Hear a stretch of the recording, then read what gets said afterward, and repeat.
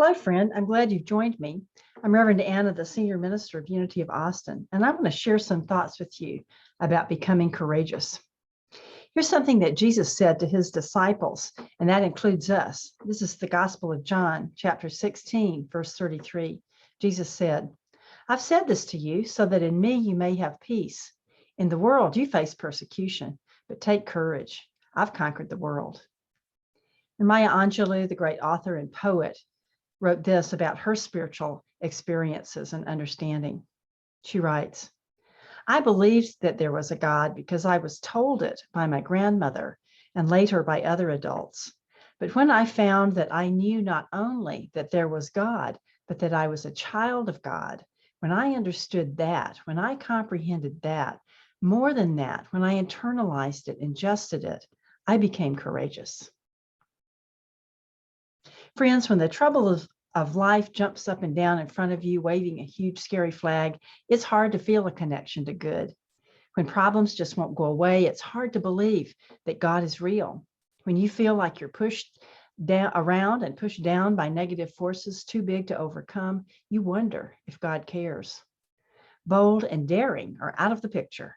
Giving up looks like a good idea, but it isn't. What's a better idea? Become courageous. Turn your attention away from the flapping flags of anxiety and take a simple action. Name something you're grateful for. Bring to mind the face of a trusted friend. Gaze at a flower. Listen for a bird's song. Notice your breath. In that moment of refreshment, you open the door. You experience good. You experience God. Do it again in the next moment and again in the next. You're stringing together a necklace of hope. You're giving credence to what Jesus lived and continues to teach us about the power of the Christ within. He said, "But take courage, I've conquered the world."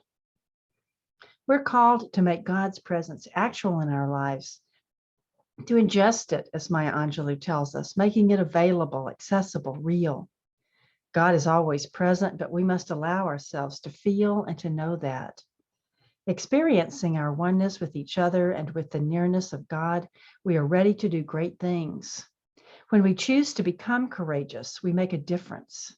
Together with God and with one another, we can do what's impossible for us to do alone. We need to do impossible things, things that are beyond division, beyond suffering, beyond despair. We need to live in spiritual awareness, where oneness, fulfilled living, and joyful creativity are very possible. And to do that, we must become courageous.